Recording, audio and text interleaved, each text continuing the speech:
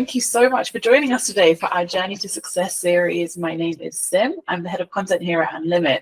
I would absolutely love if you could please start us off with an introduction about yourself and your career journey that's led you to this point with Onramper. Yeah, sure. And thank you so much for having me. Super happy to be on. I'm happy to share whatever insights I might have. So, yeah, I'm Thijs. I'm the founder at Onramper, CEO. I've been building Onramper for a number of years now, and we help all sorts of crypto platforms in the world with accepting payments, making sure that people, wherever they might be, in whatever country they might be, are able to access and buy crypto on those platforms. That's amazing. I mean, crypto is such a massive sphere now, and we're seeing more and more people delving into it. So it's a wonderful platform to be working on. I mean, it must be very interesting, which I'm sure we'll delve into slightly more throughout. But where did you discover your passion for cryptocurrency, and how did you learn more about the industry? Because we see how quickly it evolves, how much it's changing. So how did you gain all of that knowledge?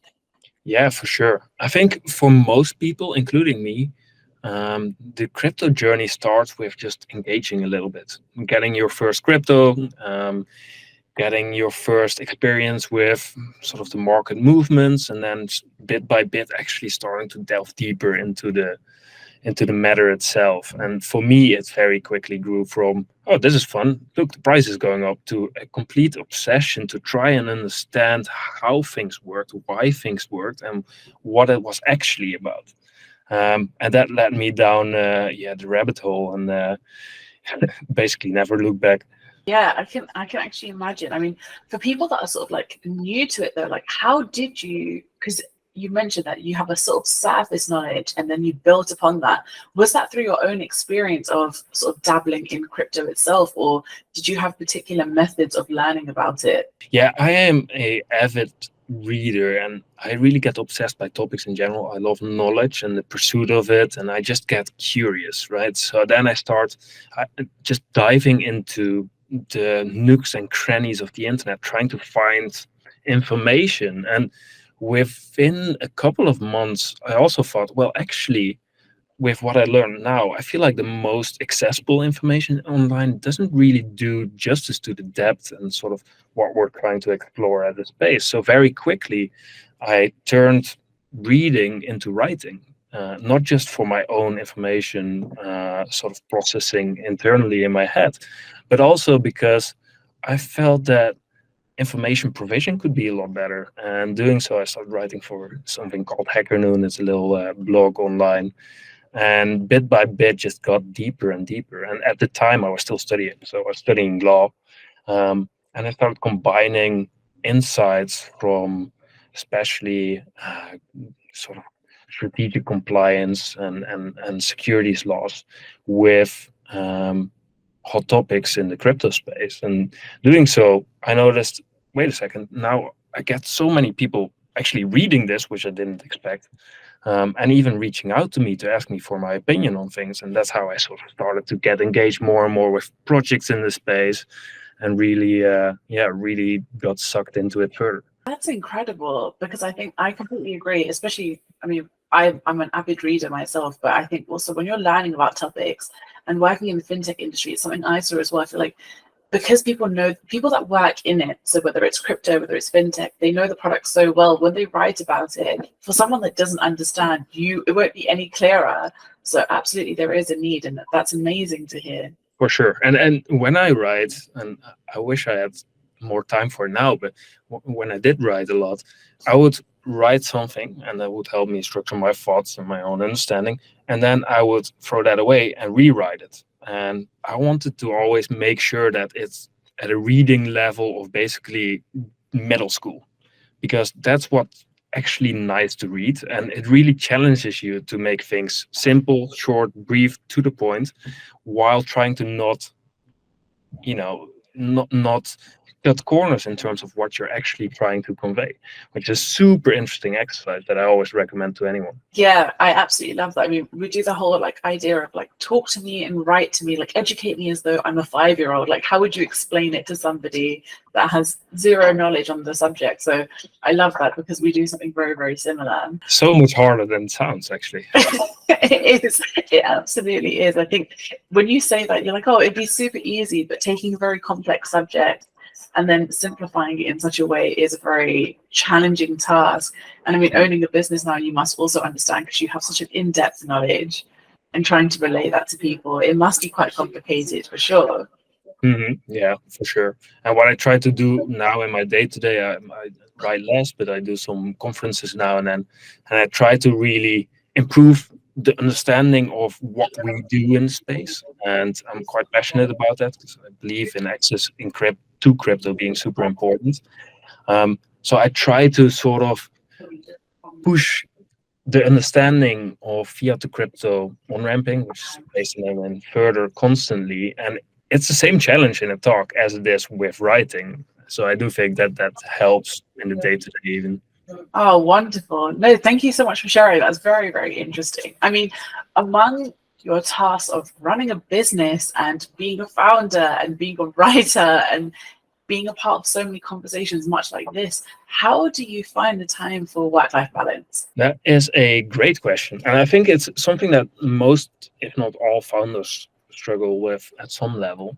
And I definitely don't have all the answers here. I think for me, balance, I break it down in a few different things. So there's work-life balance, but that's still quite high level, right? So what I noticed for myself is that I like balancing my professional life with a few different things that just define sort of who I am, right? So there's the professional, there's the um, other aspects, which to me is like intellectual, physical, social, and romantic. And you can even say spiritual. Now, for me, I noticed that if I go too deep in any one of those, I start noticing that my overall productivity goes down, my overall motivation levels go down. So I try to balance all of them, which means, I can have periods where I go way too deep in the professional. I think that most founders will recognize themselves in that. But I actually start being less effective in terms of productivity per hour if I don't spend time, going to the gym, working out, running, whatever it may be. And the same thing with even with my social life. So I started realizing that work-life balance improves work, and from there on, it will make it easier to strive for that balance. Yeah, exactly. Because I mean, it sounds very much like you're essentially talking about combating burnout. So by not overly investing and making sure that you're managing your energy into different areas, you're not burning out any of those aspects, whether it's over socializing or you're really exhausted or overworking. That's very helpful. I mean, do you have a way in recognizing when you are spending too much time on one of those elements of your life? I have the theoretical part of it, and I try to, you know, live by what I preach. At the same time, it's still a constant day-to-day struggle to actually follow my own beliefs in this matter, and always looking for also thoughts on how to do it better. Because I believe that you should always be sort of looking to see where you can learn from others. And one thing that I've noticed is that it's helpful to chat also with others in your same situation, sort of other founders, other entrepreneurs, or generally just great operators, to see how do they think about things, how do they actually deal with things, because in practice it's harder than in theory, as it always is. I guess it might interlink with that depending on your answer, but what would be advice that you would share with aspiring entrepreneurs? Yeah, easy. Just try. Stop thinking about it, iterating on an idea constantly, thinking you have the next big thing in mind. It doesn't mean anything, right? Because whatever you sort of think of is going to be wrong anyway. So you can be extremely lucky and be the 0.01% of, hey, the idea is perfect in the first instance, but the reality is that usually it's not. Usually it's based on all sort of assumptions, right? So most importantly, I think it's just about starting to do, right? Because as soon as you start to do, you start to act and sort of test assumptions. You start to understand where you might be wrong, and you start to learn, iterate, and improve, right? The problem, I think, for many aspiring entrepreneurs is that they keep living inside of their, you know, aspirational bubble instead of just saying, okay, I'm just going to try something, right? This sounds sort of corny maybe at this point, but failing fast is what it's all about, right? You want to get out there, you want to fail, and you want to make that try to fail iteration cycle as short as possible, right? And a great example is that, let's say you have a, I don't know, you have an idea, right? You have an idea, let's say for you want to build a app for teacher coordination and management, making sure that the right teachers show up for the right things on the right days. It's easier for planning. You can completely think about this entire app. You can completely build it. You can spend a year, 2 years on it and building the perfect app and then go to market. Or you can just right now say, well, actually, let me just go to school and talk to 20 teachers. You know, you can build 2 years later, learn whether it works, or you can today talk to 20 teachers and see whether you're even on the right track to begin with, right?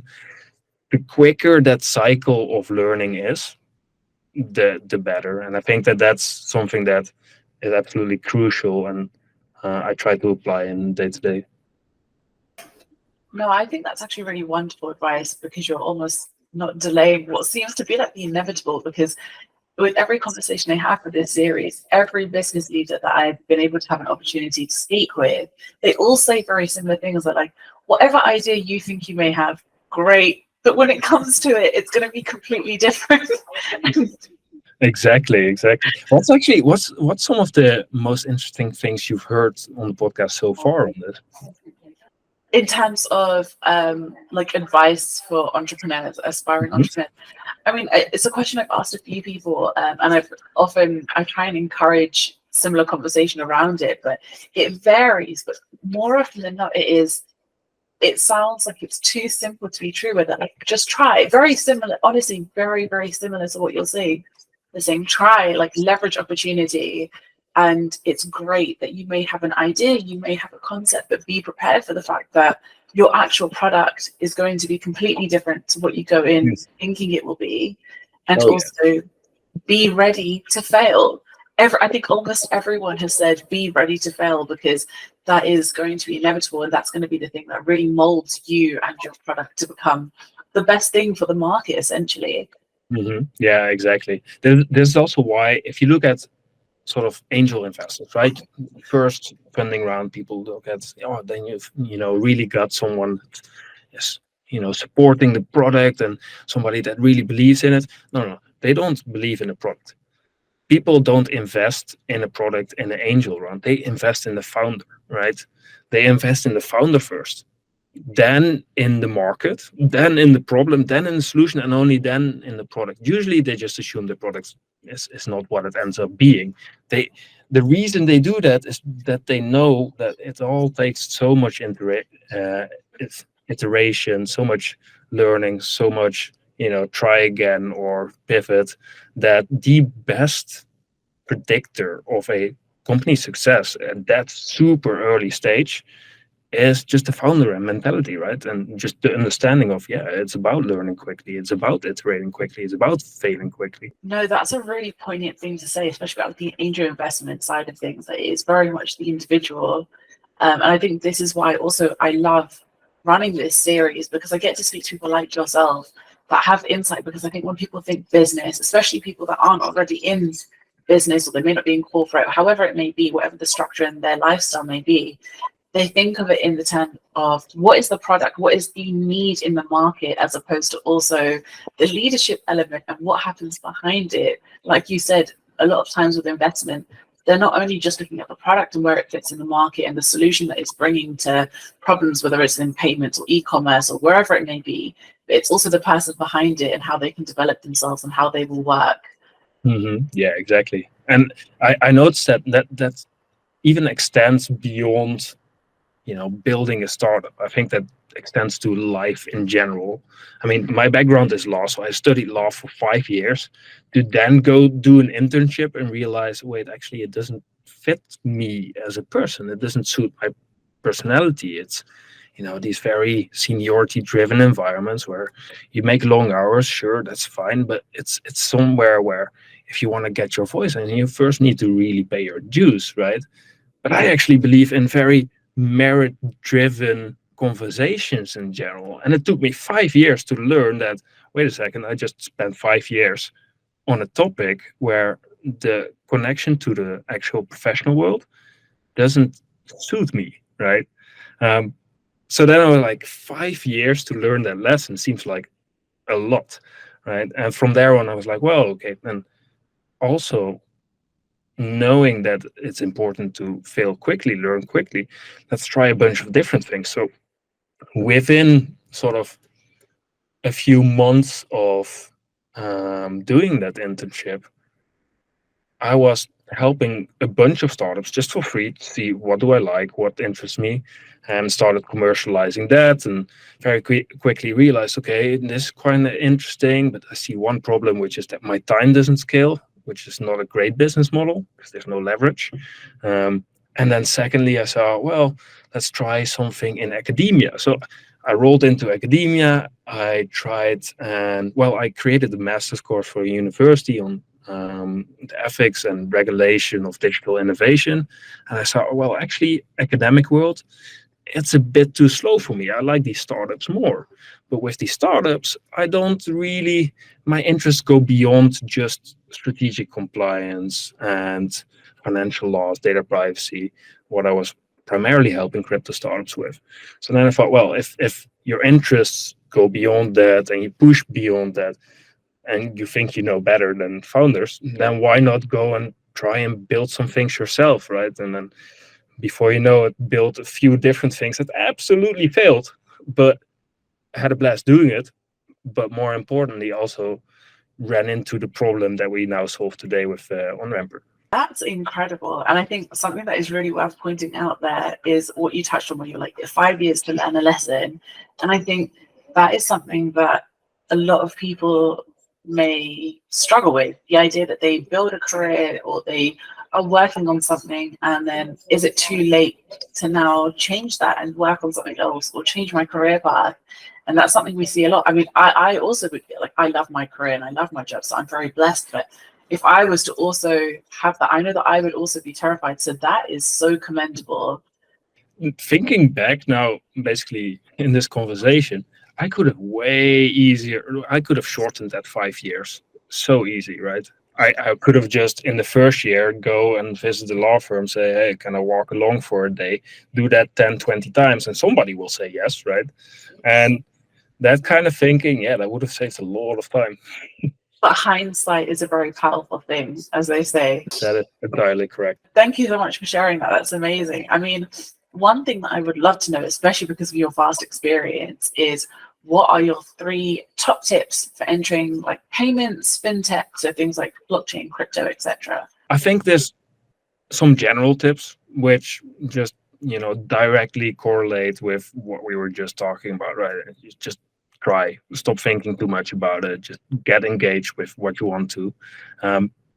More specifically, crypto is the easiest space in the world to roll into, and that's because it's very much based on these foundational concepts of decentralized participation, permissionless. Nobody can really stop you from engaging in these different communities, different projects, different open source things that the people are building.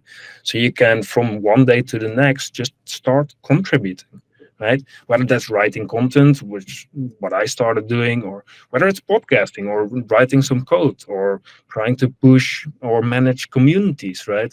You can just get engaged in whatever they might be using for internal coordination, ranging from things like Discord or Telegram or anything else, and just see, hey, how can I add value?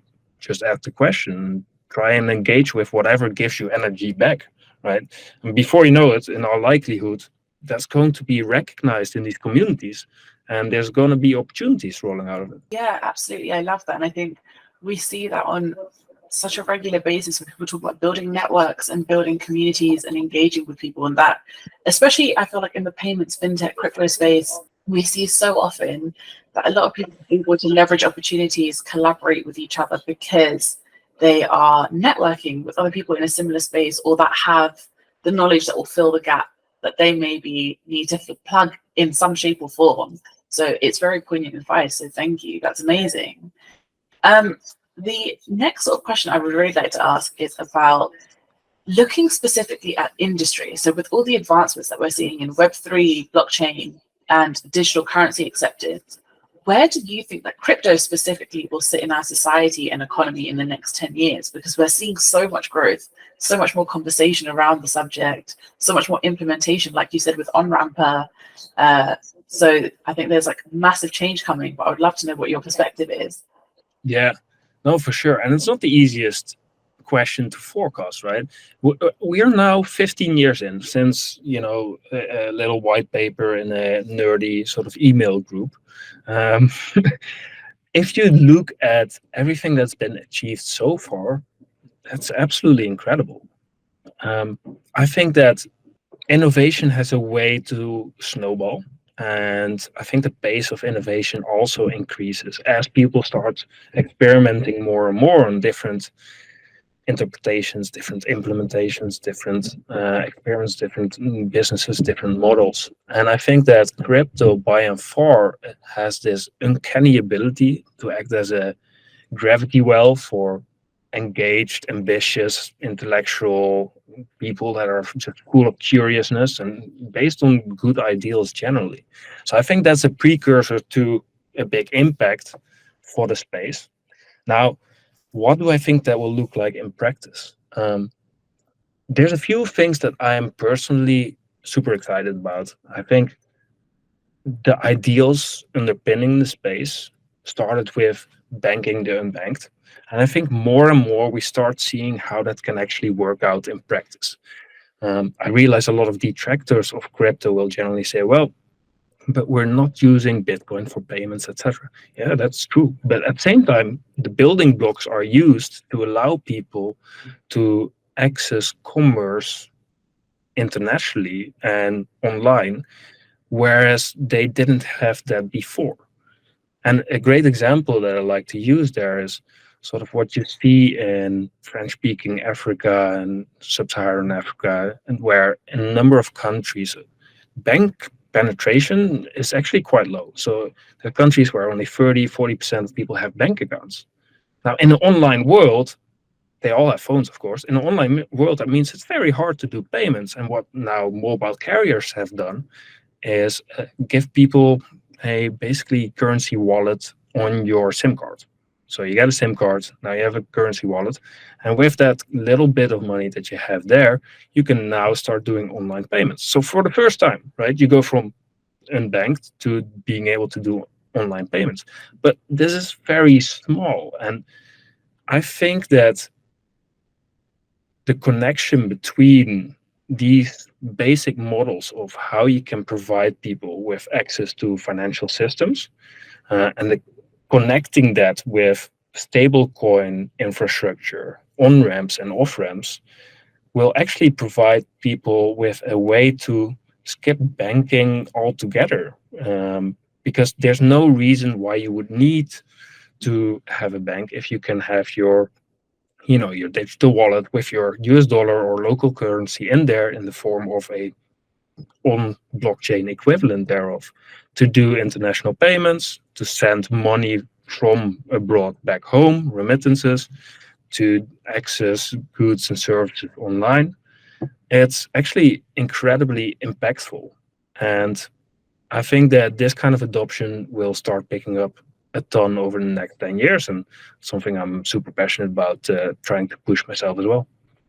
Thank you for sharing it. That's very interesting. I think especially the topic of bringing in more accessibility to underbanked and unbanked communities is massive.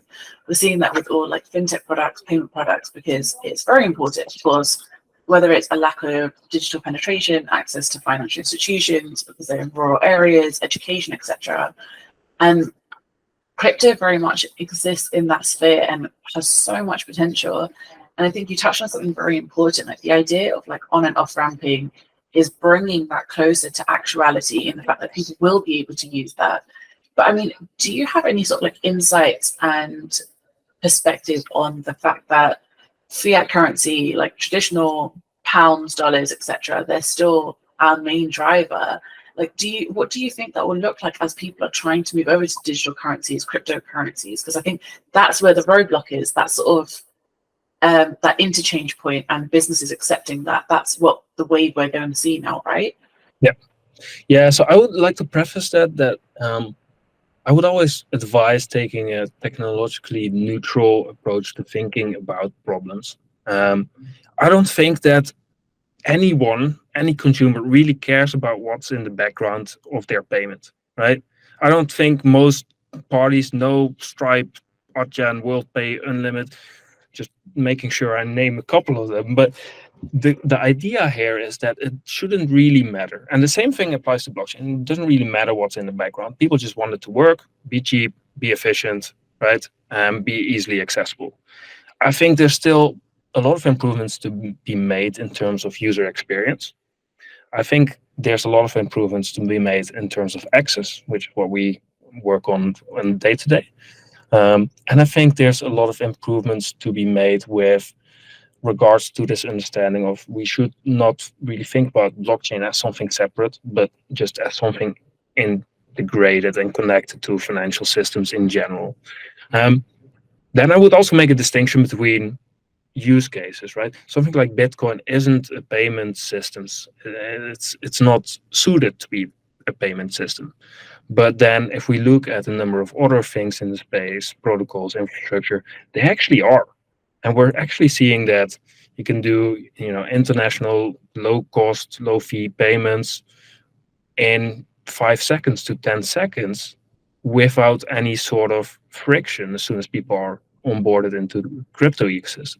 I believe that's incredibly powerful, and it's something that I think will have a big impact. Did I answer your question? Yes, yes, I think you did. You definitely did. And that's amazing insight, because I agree. I think these wonderful sort of advancements that we're seeing in technology and the way that people are able to pay is not only amplifying user experience, but it's actually giving users who haven't had the opportunity to have experience to now be involved in purchasing in society as a whole. So it's a wonderful thing. So thank you so much. And my last question for you is generally my favorite one, because it can go in so many different directions, but it is so simple, and it's literally just, how do you define success? It's a super interesting question and a philosophical one as well, right? I think success is inherently personal. I think that success isn't, it is correlated with wealth in a sense, but it's not determined by. I think that success is about fulfillment. And I believe generally, if one is fulfilled with what they do, whether professionally, whether romantically, whether socially, whether anything else, they will start to feel happier, right? Where wealth comes into the equation is that lack of capital can make very unhappy. And I know that from also close environment, lack of wealth is definitely a creator of unhappiness in that sense. But wealth itself or capital itself isn't a creator of happiness as such. It just takes away a few reasons to not be happy, right? So for me personally, I believe that success is very much tied to some of the factors that I talked about earlier when it comes to sort of work-life balance and balance in my life. For me, success is being fulfilled intellectually, physically, socially, romantically, professionally, and spiritually. I notice that in the day-to-day as well, because to me, success and, well, you can tell already from how I answer this question, but success and happiness are very much tied together. I believe it's hard to say you're unsuccessful if you're incredibly happy. So there's a strong link between the two, and therefore the same mental models that I apply to happiness and work-life balance also apply in a large degree to success. So being engaged and passionate about what you do, who you do it with, your environment, and the topics that are interesting for you to live a balanced life is, I think, what's at the core of what success actually means. So it's a bit of challenging the semantics of success in a way. But yeah, that's how I see it. No, but I like that. I like the fact that it is challenging, like the core values of what people maybe define as being successful. I think that's very important. And you're right, it's very subjective, and people have answered in many different ways. But I think the idea of like finding happiness and finding balance is a journey that everyone's on. And despite whatever career aspirations people may have, it's something that shouldn't be forgotten. So I love that answer. So thank you very much. Yeah, and I think for a lot of people, it's important to figure out, because success is so inherently personal. It's very important to figure out for yourself, what is it about for you, right? Is it about making an impact? Is it about making a lot of money? Is it about having a lot of prestige? Is it about being able to contribute? Is it about living a balanced life, right? What are the things that actually drive your happiness and your success? Yeah, exactly. I think people spend many years trying to figure out, but it's a lifelong journey. It's a constant struggle, right? It's not like I don't have the answers for myself fully, right? I can preach, but in practice, life is more difficult than theory always, right? So it's a constant sort of discovery journey for yourself as well. Yeah, of course, of course. No, thank you. That was a wonderful answer. I mean, that already rounds up our time together. I can't believe how quickly that went by. But Yeah. Well, it's been a great pleasure. oh no, thank you so much for joining. I absolutely loved our conversation, and it was very, very insightful. And I love the journey that Onramper is on at the moment. And it was so wonderful to speak to you on a personal level as well. And I think it's going to be amazing to see what happens. And I know that this will hopefully help somebody somewhere with your insight. And I'm just really grateful to you for making the time. Yeah, that would be absolutely lovely. And thank you for having me and inviting me. Super cool what you guys do in terms of this podcast and sort of pushing a variety of views into the world. And I think there is a lot of people that are interested in that kind of content, not only, but also are able to get inspired by it, hopefully.